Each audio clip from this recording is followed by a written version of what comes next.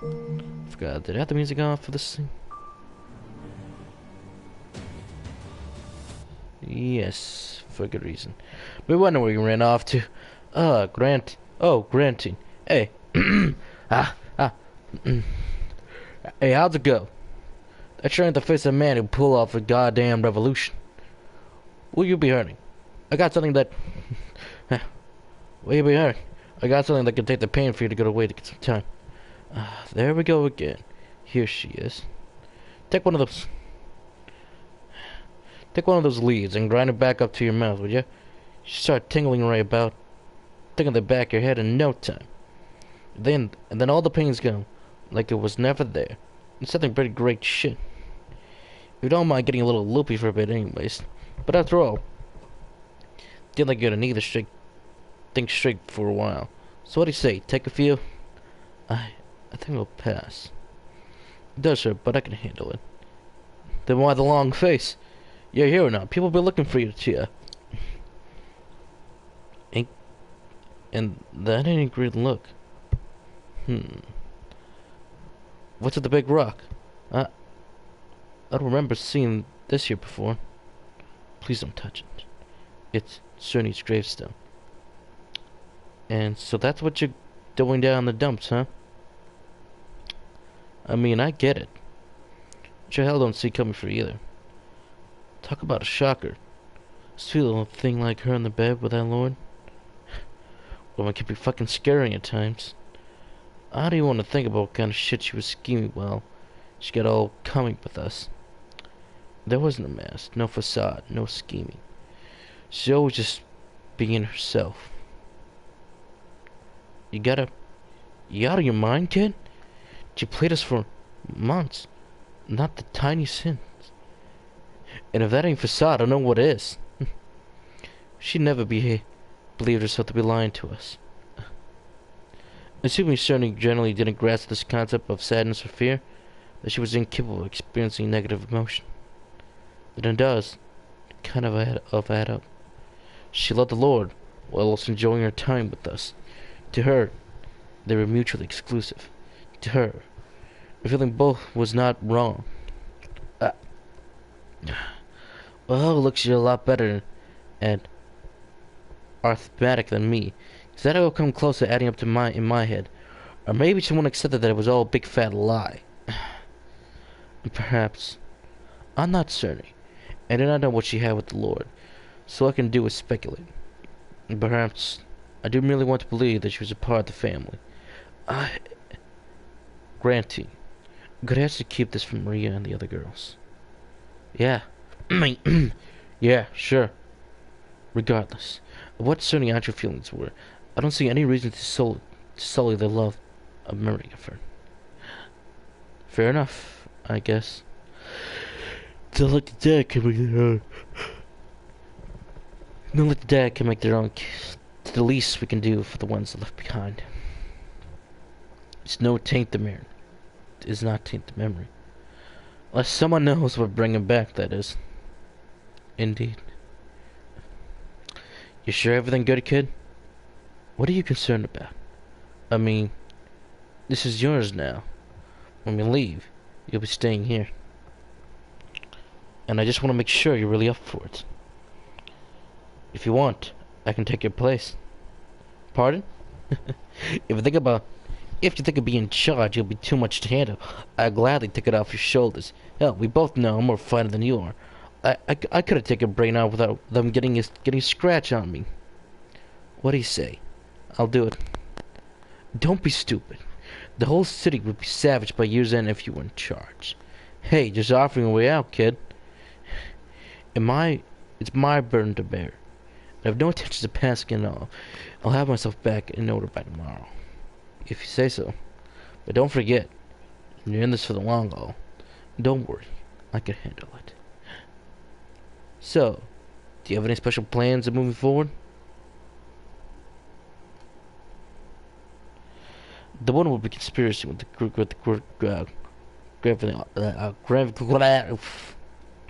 with G, wasn't it?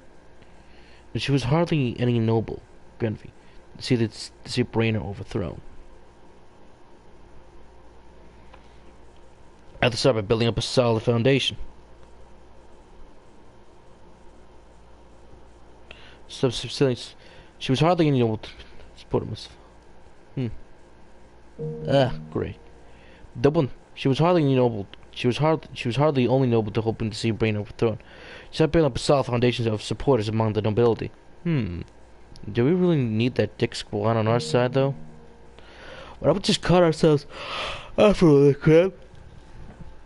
Start our own country. A place just for us. No royalty, nobility to rob us blind. Just our city. That would be ideal, but unfortunately, it's not quite so simple. We can't just overthrow the lord and take over the city, and build a big wall around the borders. Without a clear, legitimate transfer of power, the neighboring counts would undoubtedly intervene. So we fight back. What's the problem? Our little band of peasants was only able to take down the lord because we got the element of surprise. But what happens when a trained, organized army marches on our borders? We don't need me to answer that for you. This world's kind of a massive bitch, huh? But it's a hell of a lot better than having an old brainer in power, I guess. You'll change things for the better, though, won't you? You have my word. Great. So, Jacopo, I know we'll be parting ways here soon, but I want you to know, I'll never forget this day. We'll crash the gates of hell together and made the devil our bitch. It don't matter how far apart we are. Nothing will change for what we've ever been through. So let's make this city into the biggest goddamn city. You're from the top, me from the bottom. Yes, let's. It's great to know that I have you down there. Whew, getting a little tired, and I have a good deal of trust in you. You won't disappoint you, kid. You don't hear it's just to give me something. When we first met, I kind of wanted to throw you off the cliff, and you still rub me the wrong way sometimes. But I'm also consider you one hell of a partner. What do you mean to that? Hey, we risk our lives for each other. Brother in his arms. I thank you. I too consider you a good comrade. And you and the rest of the gang. I was gonna thank you, David. Come on and say it. Now remember, kid. Don't you let us be down there with our sins. Or you'll be hurting us from us pieces. Cap says, hearing from us. Capiche? Capiche? I know you can do it. But I won't let you down. Capiche? It'll go fine. I have allies, friends I can count on. With their help I can change things for the better. I can. Believe in myself. I can do this. I have no reason to think otherwise. This is flattering to my stomach.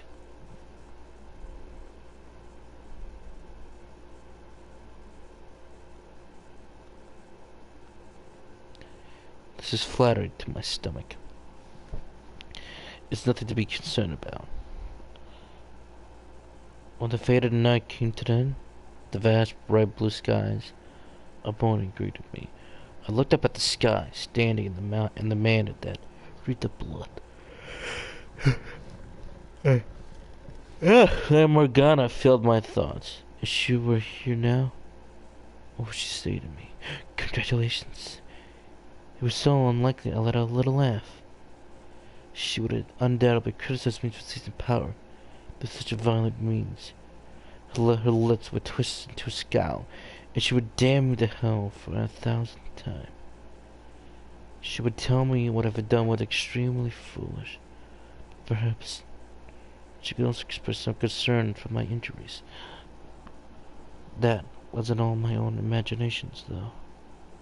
She would never be at my side again. We would never look up at the same sky again. I would never hear her sing again. My whole life was gone, a relic of the past. It would never be the same again. Not without the girl, I love being a part of it. Oof. Part 1. That was only part 1. How many hours? A Requiem for Innocence interlude. Now welcome to the interlude, ladies and gentlemen. My name is Marcel Joker 45, and let's get on with the interlude. Recollections of an Outlaw. You're in the mood for something juicy, you say? Hate to break to you, chum, but I ain't got nothing of dough. I like to say some slab on me for the next block. But I can barely make it do as it is. You know, in case you hadn't noticed. What, you're not hungry? You want a juicy story to go with your drink? Then what do you say to that to begin with? Give me a second. I think I got one you like. A few months back ago, me and a bunch of other blocks went out on a raid. This punny little village. They didn't do much for trade, just living off what they could grow. So no one figured we'd take out with much. Grab a little grub, plug some of those girls, the best way anyone was hoping for.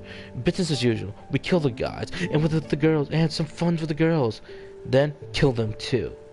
Nothing too intense, nothing really exciting up to that point. But the change is that I bust into this one house.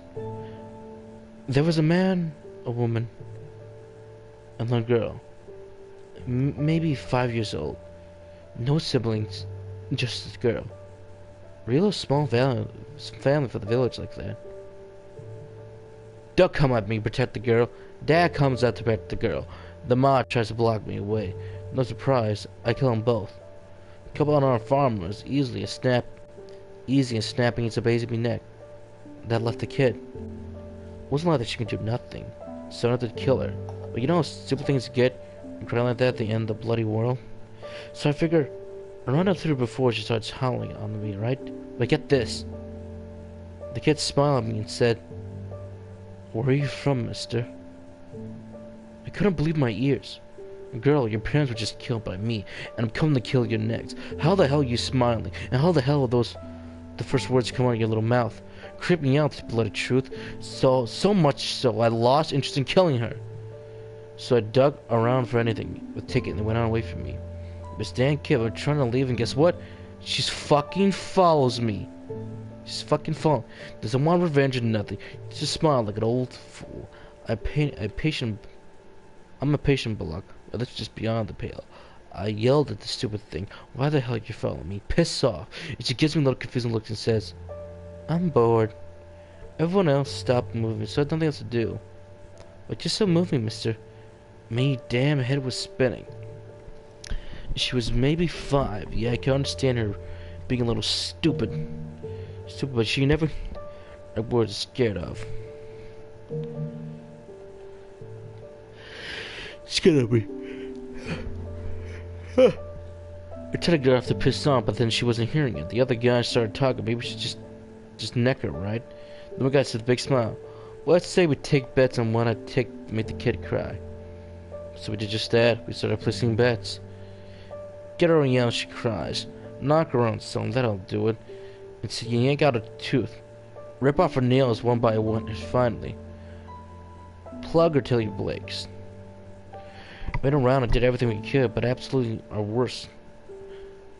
Not like we pretended to be good old people. Being like every day you see a bunch of grown men taking turns knocking the hell out of a 5-year-old girl. And hell, that by itself could old drinking story if I ever heard one. But it keeps on going. She never cried, no matter what we did. Not once. She would groan and twist her face when we hit her. So she did feel pain. But even when it was only for a second, I thought she'd be back to smiling like an idiot. Tell her the truth, she seriously creeped me out the fuck out. I wanted just to end it there and forget all about her. But the rest of the guys, they took a liking to her. Wanted to bring her back with us.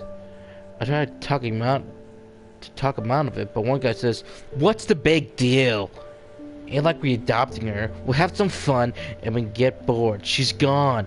It's a pretty damn hard argue against that. It's pretty hard to argue against that. If I kept fighting it, it looked like I was trying to be the good guy or something.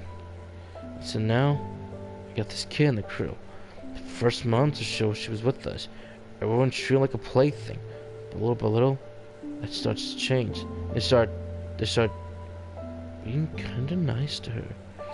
Giving extra food, are you enjoying the conversation? That sort of thing. She's still creeping out. Sure, there was That was her way of smiling, but wasn't ugly or nothing, but just kind of cute. And when she started talking with us, I realized something. None of us knew the kid's name. So I asked her, and get this. And get this, my friend. She says, I'm me. I am me. Dead fucking serious. Dead fucking serious? Not like I've been saying, the girl always never asked. Never made much sense. That was on a normal level. Of course. So I pressed her and said, no. What's your name? But she just tilted her head and said the same thing. I'm me. So you saying your name is me? I asked, she gives me this big, fat grin like, who the hell names their kids me? Her parents seemed reasonable enough folks, but they at least cared enough to try to protect her from me. They just ran out of ideas trying to come up with a name for her, or what? I think it said something stupid on the bottom of her shirt. Look around, the screen can't rewrite, so I call over the only educated guy in the color. Turns out, it was the name Serene. Your name isn't me. It's Serene. I say it, and she lights up like a fucking village we just got to go through. Really? My name is Serene? I never knew. I never knew. A little biggest sign of my life and say to her, the dumbest broad I've ever known. Damn, that's nice, isn't it? But about a month, we picked up the girl. We had a bit of trouble. The stupid block named Marcos, and he started just getting in this thing. But here,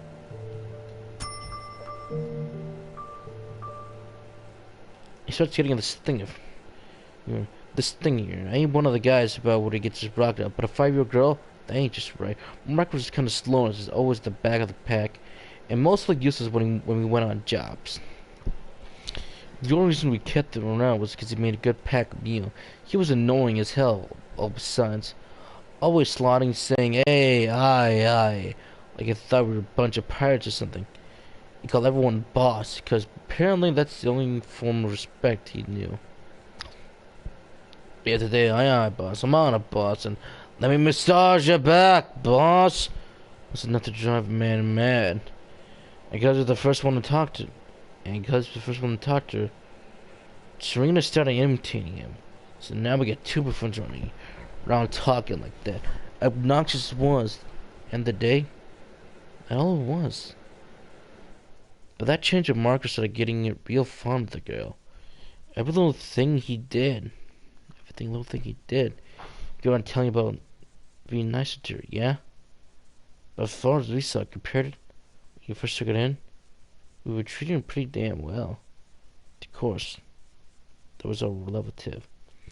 A proper slave, probably still going to less to hell. But remember, we only brought him along so we get fun. We never intended to make him part of the crew, but Marcos wasn't having any of it. The son of a bitch actually snapped at us. You'll pay if you don't stop it right now, boss. Idiot wanted to fight, so we gave him a fight.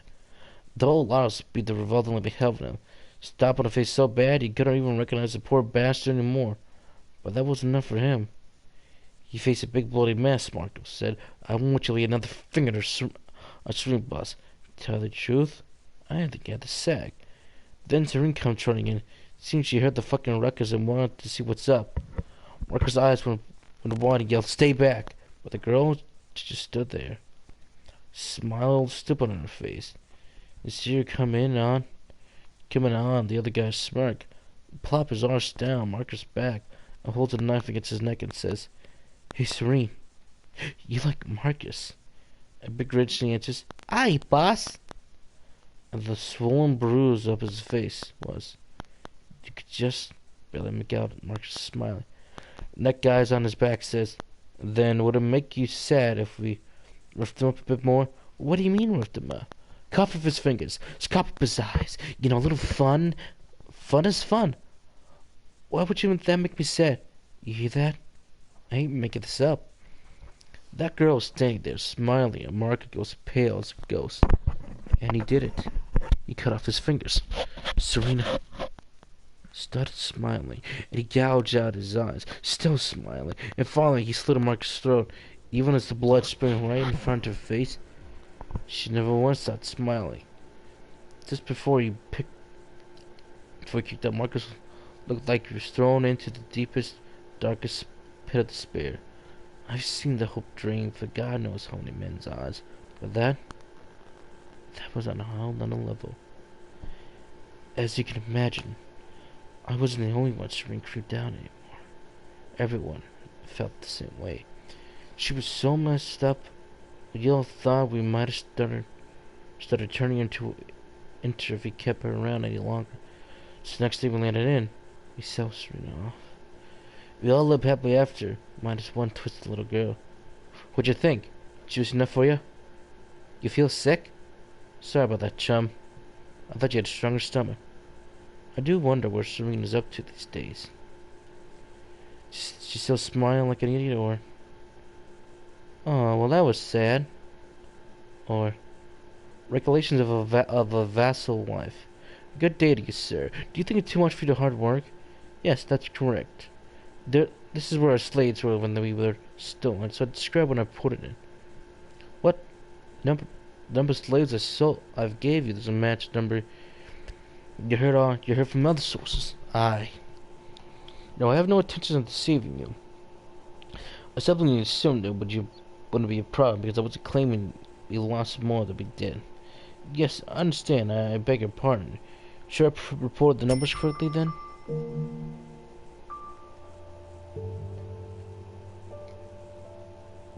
Well, I'll do in the future, so please, if you'd like to look another way, just this once. Why report a few slaves stolen? I imagine you would find that curious, yes? Would anyone else want to live the last manpower returned to him indeed? It's quite simple. I don't think it would be any great loss if she were not to come back. Oh no, she was a fine worker, and she didn't cause any trouble either.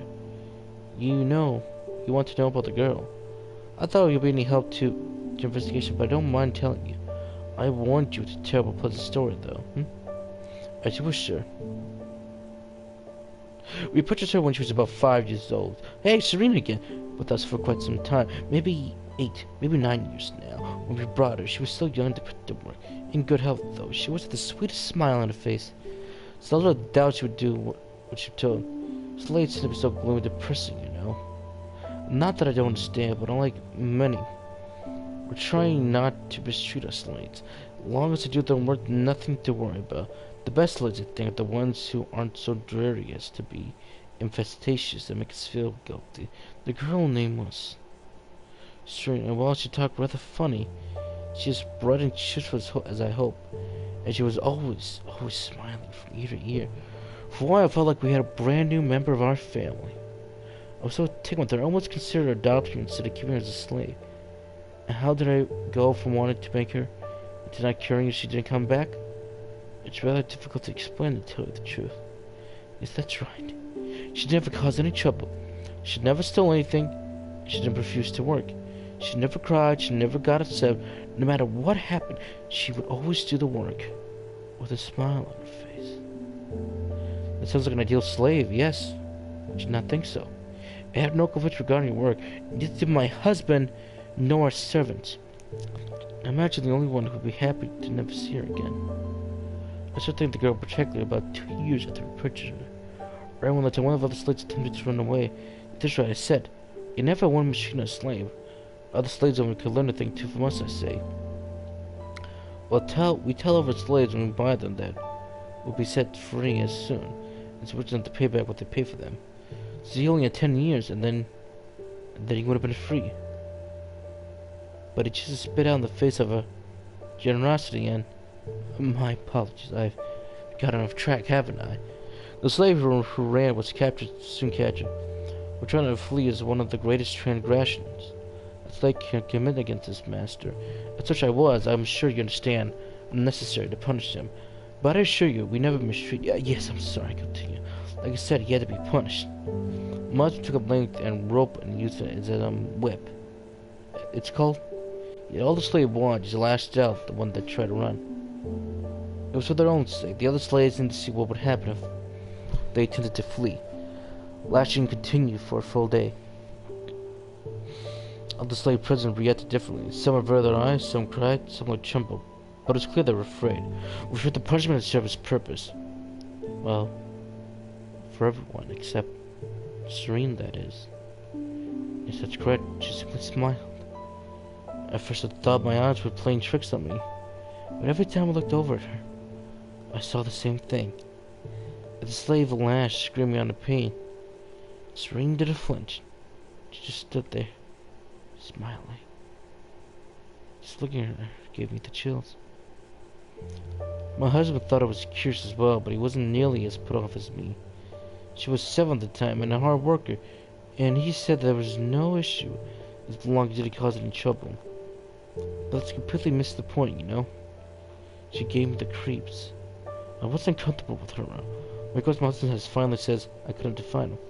Has the final say, so I couldn't define him. So I did my best to forget that day. I couldn't get the girl on my mind. Though, no matter how hard I tried, my gaze was drawn to Serene, and it was quite a bit of desire to care more carefully. Say, wouldn't Slade turn himself on working? You might saw this lady ask if it's alright. To help patch up the wound. To volunteer to take responsibilities for the day. To show concern and compassion for Serene. She just smiled and got on her way. Not a word. She was hardly perfect either. Is anyone though? And she would have made mistakes occasionally. Everyone slips up and we try to make a huge fuss, but because we sincerely value our slaves and the work they... My apologies. In any case, we can't simply brush up mistakes up, so we can make sure that make sure to adopt them whenever something happens to ensure things run smoothly. But even as I scolded Serene, she still smiled. As was sure you can imagine, it's not hard to feel as though you're being disrespected. So once, I lost my temper and smacked her. It is only the once, though, I swear. I'm not a violent woman. I hate raising my hand to anyone. I was sure that if nothing else, it would make her cry. But she smiled, with the half of her face red swollen. Face half swollen. I was so perplexed I came straight out and asked her, "Why did I cry? I just hit you. How do you keep smiling?" And then she said, "Why would I cry? I'm not sad about anything." Pressing the issue further, discovered she evidently never felt bad for anyone in life, including herself. Can you imagine how terrible that is? It's not right. So I decided to teach her how to suppose to act. I tell her that when someone gets hurt, she needs to show sympathy. That when she's being reprimanded, she should show remorse and desire to improve. Serene listened carefully to every word I said. Before long, she started putting my teachings into practice. At first I was relieved. Serene was finally a regular girl. She showed concern, compassion, regret, but it was all in act. She acted sad when someone get hurt, and then she turned around and was smiling again. It never lasted more than a few moments. Emotions were but a flash there, then gone before you realized. It wasn't normal. It wasn't human. She did genuinely feel sympathy. Beyond the surface, she was no different. The girl who smiled and fell a slave, or were being whipped for her eyes. Serene had learned nothing. To unable to bear any more, and to my husband again, I told him that she wasn't normal. That something's wrong with her. I implored him to do something, but when Pewes fell on deaf ear. She was a good worker. She was a good worker, she said. And we could ask for a better slave, he said. Oh, but he couldn't be any more wrong. He was the one who had to look at her. Yeah, I had no idea what she's like. How unsettling and merely being in her presence. How deeply upsetting it was. My apologies, I'm fine now. As you can imagine.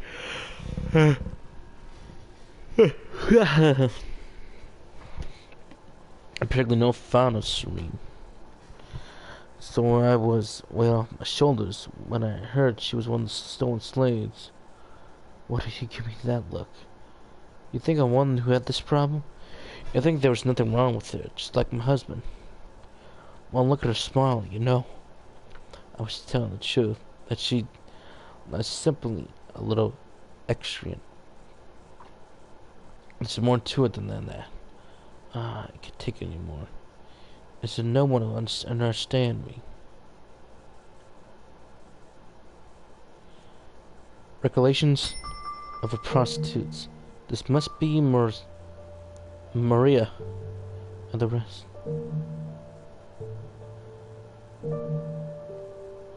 Kick back for a bit. What? Kick back for a bit, why don't you? I'm in the mood to talk. Nah, I'm not gonna charge you extra. I don't bill you by the hour. Oh, you never thought of me as a talkative girl, huh? You think it's showing how much I've taken to you? No, I'm not trying to butter you up, I swear. I've been thinking about a lot about these days, about the place last I worked at, and it's really been getting me down. I don't think about it anymore. I want with me at times like more than you. Did something happen there? I've been waiting for that question. If it's a bit of a long story, I hope you don't mind. There's a city about 10 days from Kyoto from here. You're the one, right? At Lord Brainerd's doorsteps. The place I used to work was there. And very so often the Lord would summon a few priest girls come down to his manor. I'm hardly the best looking girl around. Even out here, so I was never one of the chosen one. But honestly, I'm lucky for it. Was that kind of thing you want to go mentioning? It's not one of those things. It's not that kind of things you want to go mentioning in public. The Lord had some unsavory hobbies. Every girl who came back said there's no amount of money can do that again. But it is, the Lord has a taste for torturing and killing his slaves. Not just for the screw-ups either. If he's in the mood, so much as sees you, you could be dead. He's got a dungeon in his manor too. They say you can hear wailing is coming from down there at all the times of the day. The Lord enjoys all different kinds of torture. Flaying, disembodiment, boiling, the water cure. I'm sure he uses others, but I've only heard of bits and pieces second hand. You only ever killed the slaves. The girls all come back in one piece. I on the side, at least. Being forced to watch people get brutally murdered did a real number on most of them. Some were so broken by the experience they couldn't work anymore. So the Lord apparently hosts banquets at his manors every so often. But here's the kicker. He only invites the nobles. They're the same sort of thing. He's not the only one. We got governed by good knows how many twisted freaks. I don't even want to think about that. Anyway, something like that 2 years ago, I think it was. A couple girls came back looking 20 years old. And those are one of these banquets. I went most of the times just him and his normal friends torturing slaves. But this one was different. There was a girl, maybe 10 years old, chained up naked on this makeshift altar. But that's where it gets crazy. The girl who they call Saint was covered in scars head to toe. They cut her up and filled her with cups for some blood.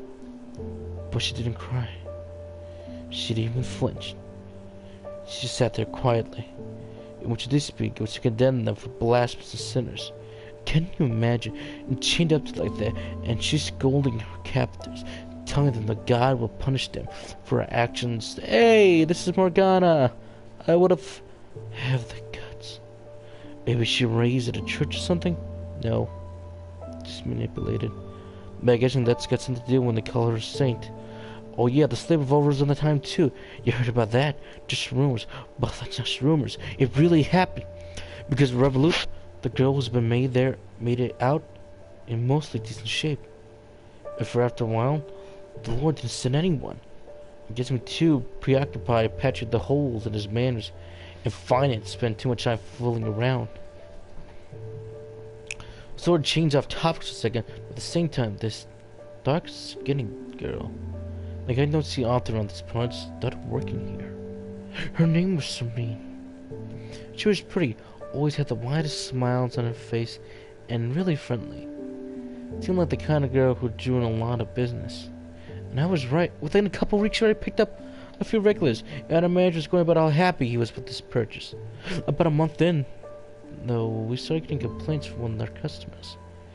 He said he was being condescending with. What was that again? He said he's been condescending with him. He said she was being condescending with him. I brought up with Serene, but she said he had no idea what he was talking about. So I assume the customer was just imagining or full of it. You get your guys like that all the time in this business. No, don't worry, you're not one of them. But the planes kept coming in, which made me think, maybe they're onto something going on. So I take things with my own guys. Talk things with time, getting a better picture of what the problem was. Most of them were pretty useless and vague, but the common issue seemed to be their behavior didn't make sense. One guy came in and building a huge trade deal, hoping to find some comfort, and he spilled his guts. And he's Serene. But instead of trying to console him, she laughed. You could see why he didn't be thrilled about that. When he asked Serene about it, she gave me a confused look and said, "I thought he was telling you a funny joke." There was no malice, nothing. She didn't genuinely understand how the customers wanted her to act.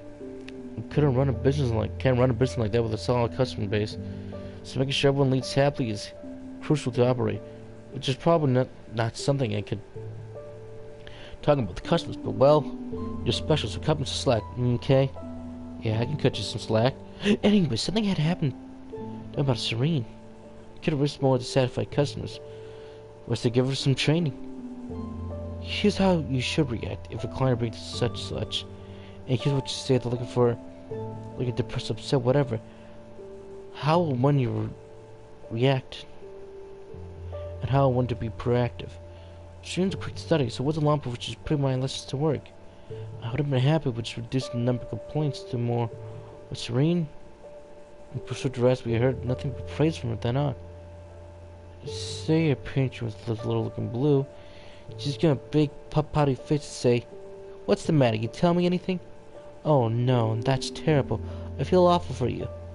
You can tell me anything. Is there anything I can do to help? Anything at all?" Just this constant stream of comfort. Being excessive, she had gone from bright and energetic to sweet and sympathetic as well. On the surface, in a way. Every condolence she offered was completely fake. She was acting. And I knew it because I was the one who taught her how. There's nothing wrong with that, though. We're not in the business for genuine human interactions, after all. Thinking back on now, though, I probably should tell what the real thing felt like. Not just to fake it. About a year later, the Lord started sitting for girls again. We all knew this. He was a madman. That was common knowledge. He paid well, and everyone always came back alive, so reluctantly complied. But we were wrong. He did kill the girls this time. One came back alive, and she was missing an eye and half an arm. And she was no condition to go back to work. Everyone just going on about her daily life. Even just going about daily life would be difficult. We were aghast. But things only got worse from there. Next to the Lord sent for us, we panicked. For one, no amount of money is worth what the Lord had. And two, it was impossible in the business if your employees kept getting killed. So we had to turn them away.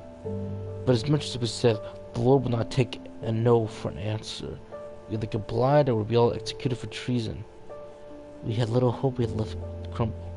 We were screwed either way. So we found a marked ourselves like a pack of wild animals. I'm too ugly, you go. I'm more reckless, you go. No one likes you anyway. Pure chaos. I was of course part of this brawl. And here she comes in. Serene. Everyone's a big mouth crawling for each other's face, and just tilted her head and asked, "Why are you so afraid of the Lord?" Seeing that stupid close look in the faces about everyone, a room burst of vestal. "Alright, we'll send her," we said, and it was decided. Through a smile, not bothered in slides, you answered, "See you later," and went off to the Lord's manor. No one to no surprise, she never came back. We figured she'd been killed. A week or so later, the magistrate began asking for more girls, but at this point the manager was furious. He demanded to speak with the Lord in person, saying if something wasn't done, the whole brothel would collapse. He put his life on the line to prevent that. Seeing his sole result, I felt a newfound respect for him. As I also thought I was a complete idiot, but I still respected him. After all, there was no way the Lord would have been open to negotiation. That much was obvious when he's done. Manager had a few assistants sent out to the Lord's manor, but 2 weeks later he returned, or his head did. His assistants managed to avoid deaths, so tell us what happened. No one exactly thrilled, nor just about the Lord. But listen anyway, no one could have imagined what they told us. Serena was there, with the Lord, alive and well. No one should not be killed. He had apparently taken quite a liking to her. The manager was surprised to see her too, but he figured it was just a good chance to ever to see her again. Serena was speaking up in his favor. The Lord might have to listen to her. Some bottom, the manager pleaded with the Lord, begging him not to harm the girls. They wouldn't be able to send anyone else otherwise. And after attempting to oppose, the Lord ordered the manager to be executed. The manager, however, entertained Serene for help. If you have a heart, Serene, please tell the Lord not to take my life. I'll have people who need me.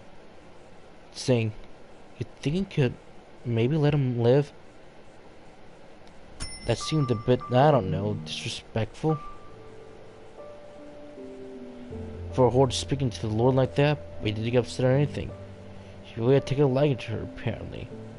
The Lord allowed to say, I'll offer you a choice then. Serene, you may have whichever one of the following you prefer. Either I spare this man's life, or you can have my full attention for the rest of the day. The manager's sisters were baffled. How was that even a decision? How was a man's life, who had employed her for more than a year, was compared to little intention? But they were more than baffled by Serene's action. She thought for a second, then Blashman said, I want your attention. Everyone's jaws dropped. He went to burst out into tears. He begged her to concern to have pity. He asked what he ever done to her wrong. You never did me wrong, she said. Then why don't you have him spare me? I just want his attention more. And you won't let me die for that? What's so scary about dying anyway? Damn, Serene.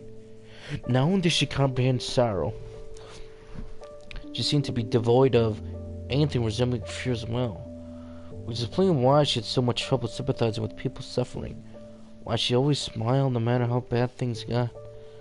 Without her manager, the brothel went to hell. His sons took over, but he didn't give a damn about any of the girls. All he cared was if he was had enough booze to keep himself partially smashed. So I got a better chance elsewhere. I felt I left everything behind and ran, leaving my future in fate's hands. Fate was kind to me. I managed to make it here. They came to me in my dreams sometimes, though. I still see the face of the poor girls went off to the gallows. Wait, what? I still see the faces of the poor girls sent off to the gallows. Oh, yeah. What the? Serene? What? Where am I again? Ah, you're awake. Are you? What? Huh?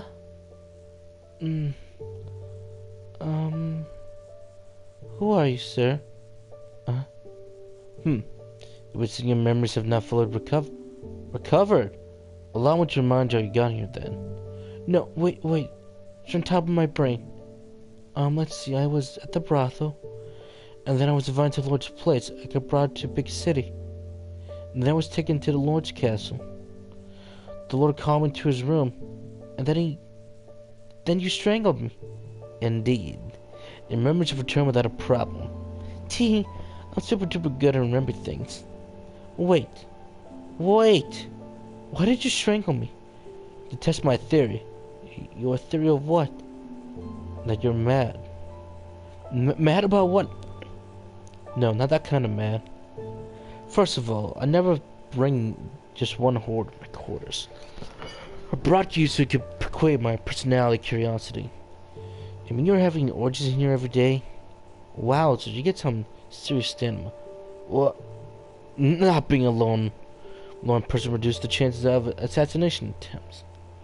Oh, that makes sense. It's pretty tough being the Lord, huh? So what are you so curious about little old me for? The other day, you and a handful of hordes attended the torturing of a slave, if you recall. I made you call watch as he died. But if you didn't see any affection in the slightest... Ah. Crap, I'm so sorry. For what? I wasn't sad enough. The nice farmland and the girl at the brothel taught me how to be sad and how to be angry. But if I'm not careful, I forget. I'm sorry for not being the sad like I was supposed to be. As I said, you're quite a quick my interest. You said you could sob and scream like any other horror, but we wouldn't have been having this conversation. What? So you're not mad at me for being so bad? That wasn't it. Huh? No one's ever said that to me before. I always thought you were unusual, but I couldn't have been certain about what you were without getting more personal.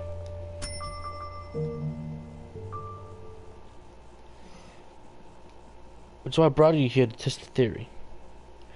You do not fear death, do you, horror? It's not just death. I never felt sad or scared about anything before.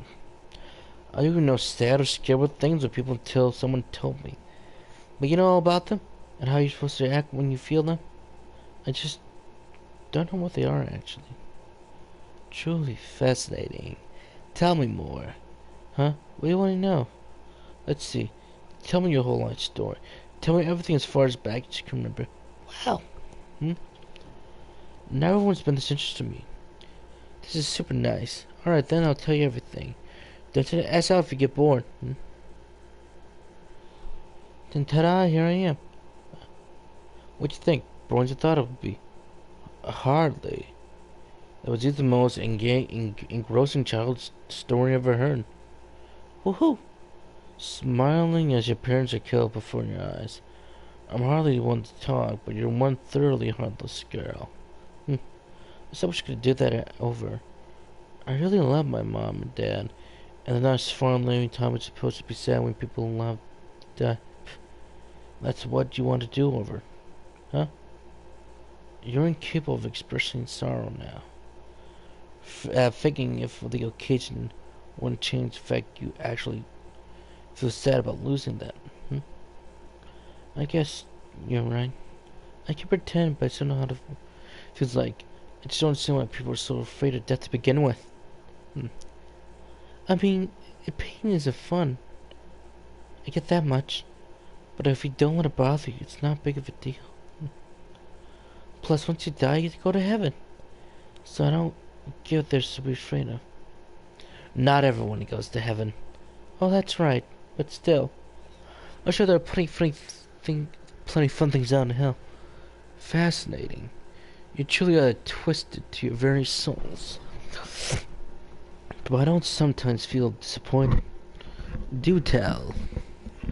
Sometimes I wish I could eat my mom's supper again. I feel I fell out with everyone talking about how weird I am. Maybe sad, it's just even like an even stronger version of that. I get the impression your experience of a negative emotion is fundamentally distorted. So I don't know if you can say that. Serene. Would you like to remain with me? Huh? Normally I send a horse back to where they came from when I'm done with them. But I'm offering you a chance to stay here with me. Huh? Are you asking my hand in marriage? What do I do? I went from the whore to the Lord's wife in flat 3 seconds. Fool. I would never ask for mere prostitute for marriage. Drat. I am, however, fond of you. And I'm offering you a place to stay in my house. Just saying you actually want me around, even knowing what kind of person I really am. Yeah, you could say that, yes. Wow, no one's actually ever wanted me before. Wow, Serene, what a sad story.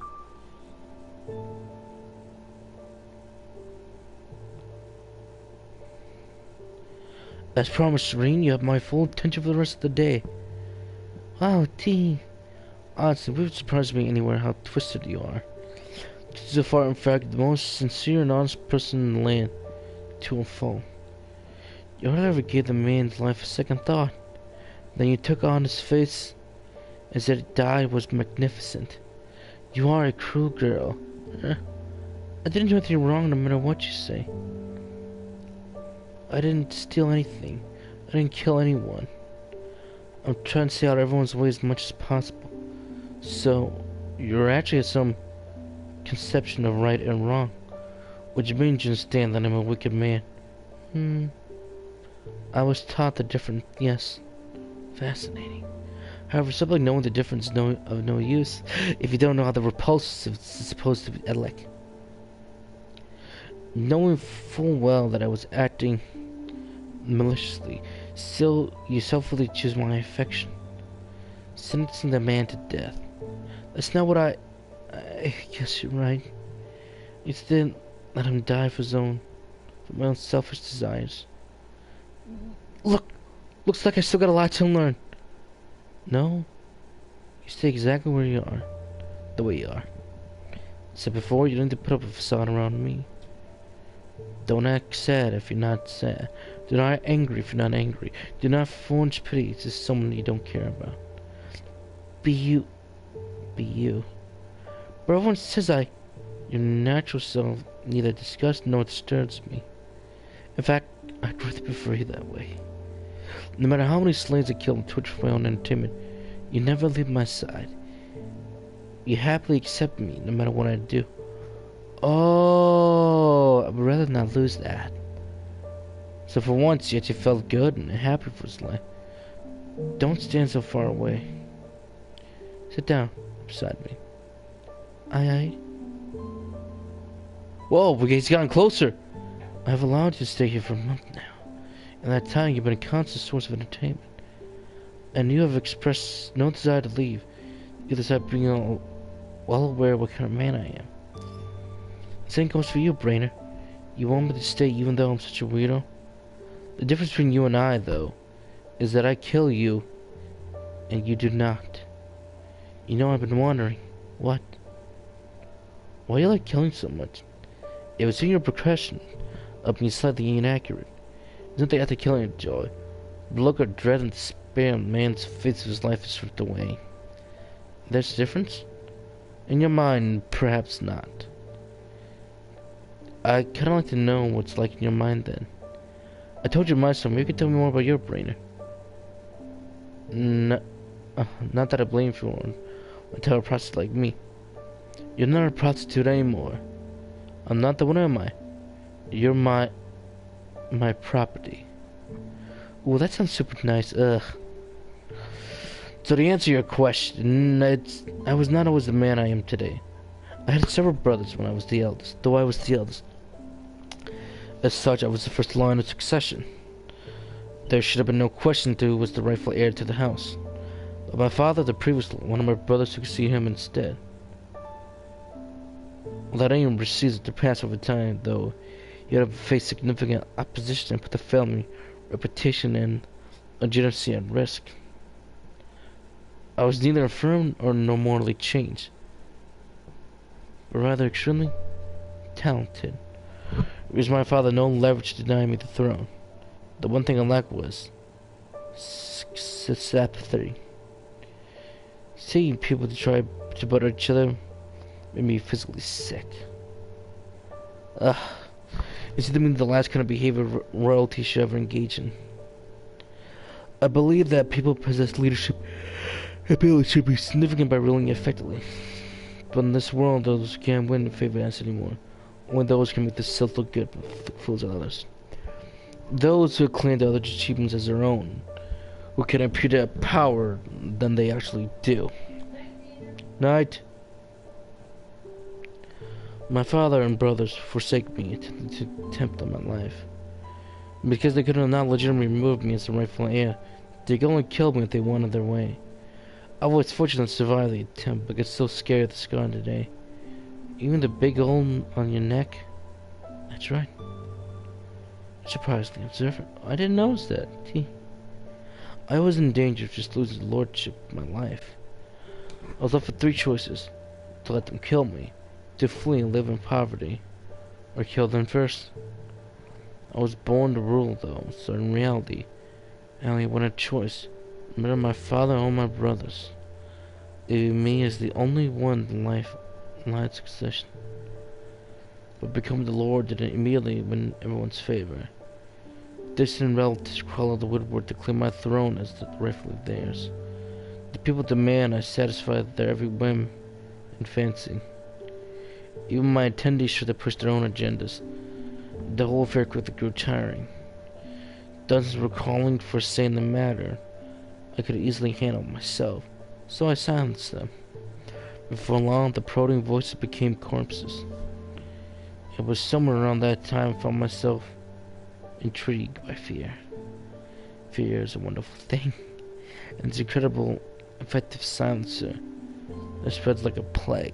Significant applications would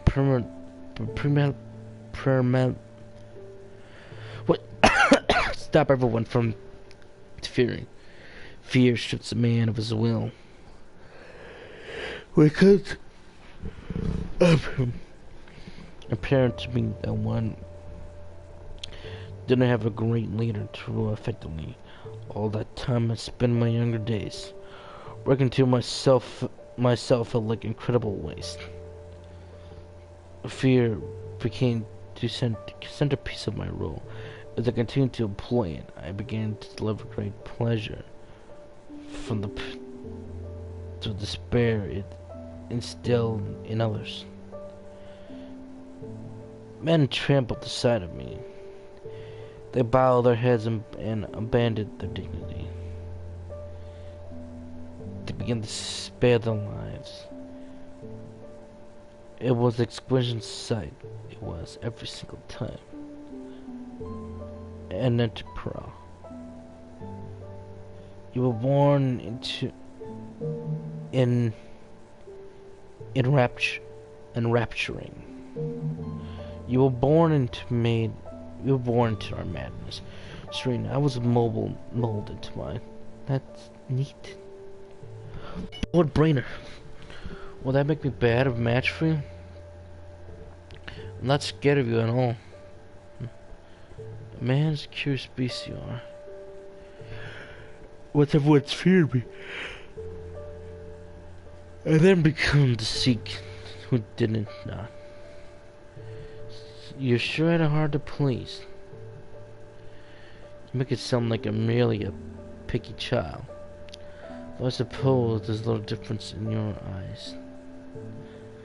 That you were a number of others among nobles who had like me, straying for the path hardly surprised given the life as a noble is like. So I started throwing banquets, inviting those who would be interested. Those parts are to pose first, obviously, being for my own amusement, to divide those with similar tastes and bring them to my circle. I felt no success with that, the latter, however. Despite my rather zealous attempts at recruitment, so no longer was the wasted effect. You were able to begin offensive. Jesus Christ, no, I was not. The nobles had no interest to gain their own hands dirty. The only one that wanted to get their retaliation from a safe distance. Now, the second one shared the same madness as me. Serene, you're far better than that. Holy shit. Holy shit. Holy shit. I need that.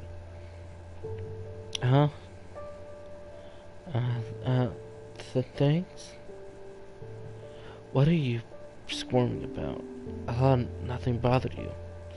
I'm capable of getting flustered, thank you. Tee. There's nothing deeply wrong with you. Oh god. Alright, we're gonna end it here tonight. So thank you all for enjoying. I'll see you guys another time.